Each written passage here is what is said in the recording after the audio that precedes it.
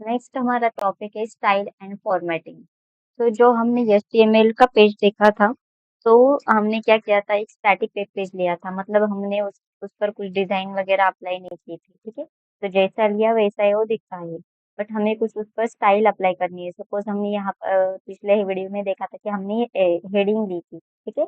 H1 to axis तक हम heading ले सकते हैं, और उस हेडिंग पर हमें कुछ कलरिंग अप्लाई करना है, बैकग्राउंड कलर करना है, फॉरग्राउंड कलर करना है, या फिर जो टेक्स्ट है वो उसका अलाइनमेंट जो होता है, लेफ्ट अलाइनमेंट होता है बाय डिफॉल्ट, उसे हमें सेंटर में लाना है, ठीक है। तो ऐसे कुछ हमें अप्लाई करना है उस पर स्टाइलिंग, तो हमारे पास CSS होता है, ठीक है।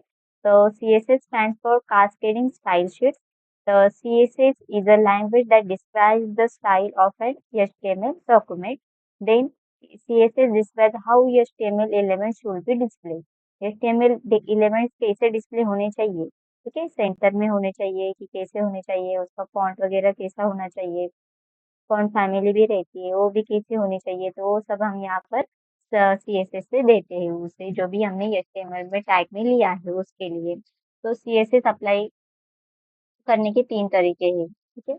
तो CSS can be added to the HTML document in 3 ways. First way is the internal, second is the inline, and third is the external. अब internal मतलब क्या? By using the style element. अब यहाँ पर जो दिख रहा है हमें style element in the head section, तो हम क्या कर सकते हैं, इंटरनल दे सकते हैं। इनलाइन मतलब क्या? By using the style attribute inside HTML element. जब हम style as a attribute use करेंगे in any tag, in any element of HTML, then ये इनलाइन एलिमेंट बन जाता है, इनलाइन CSS बन जाता है।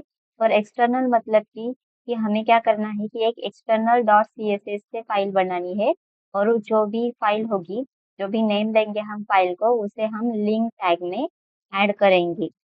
तो ये 3 टाइप के होते हैं। तो इंटरनल CSS क्या होती है? And internal CSS is used to define the style for a single HTML page. Single HTML page के लिए ऐड करनी है तो हम इंटरनल यूज कर सकते हैं, क्योंकि इंटरनल मतलब कि उसी पेज में हम क्या देने वाले हैं, CSS, उसकी स्टाइलिंग वगैरह अप्लाई करने वाले हैं।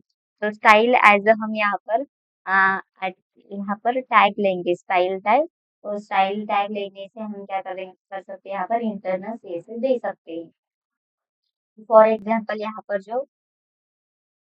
पर एग्जाम्पल दिया है, ठीक है। तो इसमें क्या किया है, ये जो हेड पार्ट है हमारा, हेड सेक्शन में दो मैंने बताई थी कि 2 पार्ट्स होते हैं, एक हेड पार्ट होता है और एक बॉडी पार्ट होता है। जो भी हम हेड पार्ट में स्टाइल एज यहाँ पर एलिमेंट लेंगे, टैग लेंगे, स्टाइल टैग लेंगे, और स्टाइल टैग से हम क्या कर सकते हैं, बॉडी, बॉडी मतलब ऑल HTML पेज जो होगा हमारा, HTML की बॉडी होगी।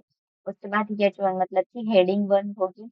देन पैराग्राफ लिया है तो पैराग्राफ, उसके लिए हम क्या कर सकते हैं, यहाँ पर CSS अप्लाई कर सकते हैं। यहाँ पर क्या दिया है, बैकग्राउंड कलर यहाँ पर दिया है, उसके बाद कलर दिया है H1 के लिए, और P के लिए भी कलर दिया है।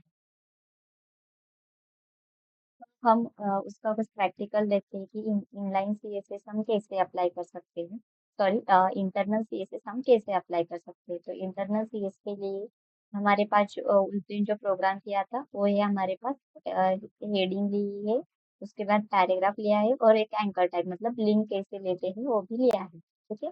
तो मुझे क्या करना है, इंटरनल CSS, इनलाइन CSS लेनी है। इनलाइन CSS के लिए और इंटरनल CSS के लिए हम क्या करते हैं, दोनों भी यहाँ पर ही अप्लाई करते हैं। सपोज मुझे इंटरनल CSS अप्लाई करनी है, तो हेड टैग जो होता है हमारा, ठीक है, उसमें उसके बीच पे हमें लेना पड़ता है स्टाइल टैग, ठीक है। तो यहाँ पर स्टाइल टैग लिया है। अब मुझे क्या करना है, ये जो बॉडी है, बॉडी मतलब कि ऑल को मैं जब इसे ओपन करूंगी विथ लाइव सर्वर, तो ये वेब ब्राउजर पे जाएगा। वेब ब्राउजर पे मुझे यहाँ पर दिखाई दे रहा है, पर जो मेरा वेब ब्राउजर है, ठीक है, मतलब ये जो हमारा पेज है, पेज का कुछ कलर अलग होना चाहिए, ठीक है। तो पेज के कलर के लिए मुझे क्या लेना है, यहाँ पर लूंगी बॉडी, बॉडी को मुझे क्या देना है, बैकग्राउंड कलर अप्लाई करना है, ठीक है। सपोज मैंने दे दिया यहाँ पर एक्वा कलर, और मैं उसे ओपन करती हूँ एक बार फिर से, तो इसका जो कलर है अब बैकग्राउंड का वो बन गया है एक्वा। नेक्स्ट हमें क्या करना है, सपोज ये जो हेडिंग है, ठीक है, H1, उसे मुझे देनी CSS। ठीक है। अब CSS का सिंटैक्स किससे होता है, इसे हम बोलते हैं सिलेक्टर, मतलब किसको देना है। उसके बाद नेक्स्ट होता है हमारा, ये जो होती है उसे बोलते हैं प्रॉपर्टी, और नेक्स्ट हमें ये जो होती है उसे बोलते हैं हम वैल्यू। तो सिलेक्टर, मेरा सिलेक्टर है H1, then curly braces open करेंगे, देन मुझे क्या देना है, प्रॉपर्टी। प्रॉपर्टी मतलब कि मुझे क्या देना है उसे, वो प्रॉपर्टी मुझे कलर देना है, वो उसकी प्रॉपर्टी। और उसे मुझे क्या करना है, एक्चुअल में कलर कौन सा देना है, वो हमारी वैल्यू हो जाएगी। सपोज मुझे ब्राउन कलर देना है, ठीक है। H1 को, सिर्फ H1 को दिया है, तो यहाँ पर देखो सिर्फ H1 जो है उसका जो कलर है वो बन गया है यहाँ पर ब्राउन। ठीक है। नेक्स्ट हमें क्या करना है, सपोज ये पैराग्राफ है, पैराग्राफ को कुछ को और कलर देना है, तो सिलेक्टर मतलब यहाँ पैराग्राफ, देन वैल्यू, मुझे क्या करना है, उसका कलर देना है। ठीक है, मतलब प्रॉपर्टी, देन वैल्यू। सपोज मुझे उसका कलर देना है यहाँ पर ब्लू, तो यहाँ पर जो उसका कलर जो है वो ब्लू दिखाई देगा। ठीक है, जो पैराग्राफ है वो ब्लू कलर में यहाँ पर दिखाई दे रहा है। तो इस तरह से हम क्या करते हैं यहाँ पर, इंटरनल जो सॉरी या इंटरनल, ठीक है, तो इंटरनल CSS हम यहाँ पर ऐसे देते हैं। ठीक है। नेक्स्ट हमारी इनलाइन CSS है। इनलाइन CSS, इंटरनल CSS के लिए हमें क्या करना पड़ता है कि हेडिंग में हमें क्या करना पड़ता है, यहाँ पर स्टाइल टैग लेना पड़ता है और उसमें हम देते हैं।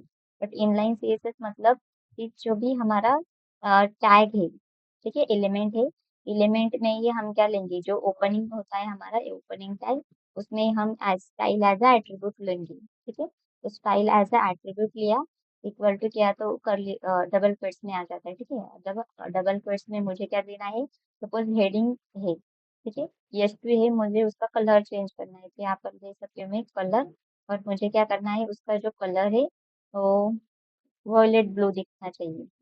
ठीक है, तो यहाँ पर भी देखो, ये क्या हो गई हमारी इनलाइन CSS, मतलब स्टाइल एज एट्रीब्यूट लिया इन यस टू, देन हमारे क्या होगी, प्रॉपर्टी, एंड देन उसकी वैल्यू। तो ऐसे हम यहाँ पर वैल्यू देते हैं। मैं उसको ओपन कर देती हूँ ब्राउजर पे, तो ये देखो जो कलर है हेड, ठीक है, उसका कलर हो गया है वॉयलेट ब्लू। तो ऐसे हम इनलाइन CSS यहाँ पर लेते हैं। तो ये हो गए हमारे two types of CSS, inline and ये जो थी इनलाइन, और ये थी हमारी इंटरनल। बट हमें तीसरा भी टाइप है हमारे पास, एक्सटर्नल। एक्सटर्नल मतलब कि हमें क्या करना पड़ता है, एक न्यू फाइल बनानी पड़ती है। मैं यहाँ पर जाकर एक न्यू फाइल बना रही हूँ। ये फाइल सपोज मैं दे रही हूँ स्टाइल, तो हम नाम हमारे हिसाब से दे सकते हैं, बट उसका जो एक्सटेंशन होता है .css होना चाहिए। ठीक है, तो एक एक्सटर्नल फाइल मैंने ले ली है। एक्सटर्नल फाइल में हम क्या करेंगे, सपोज मुझे क्या करना है कि कुछ जो यश3 थी, ठीक है, तो यश3 का कलर मुझे देना है, तो मैं यहाँ से दूंगी H3, नेक्स्ट हमारा करली ब्रेसेस, उसके बाद प्रॉपर्टी मुझे क्या देनी है, कलर देनी है, और उसके कलर की वैल्यू मुझे क्या देना है, सपोज उसका जो कलर है ये ले लिया मैंने। उसके बाद मुझे क्या करना होगा, डायरेक्टली अप्लाई नहीं होगी वो, मुझे सबसे पहले यहाँ पर लिंक टैग लेना होगा।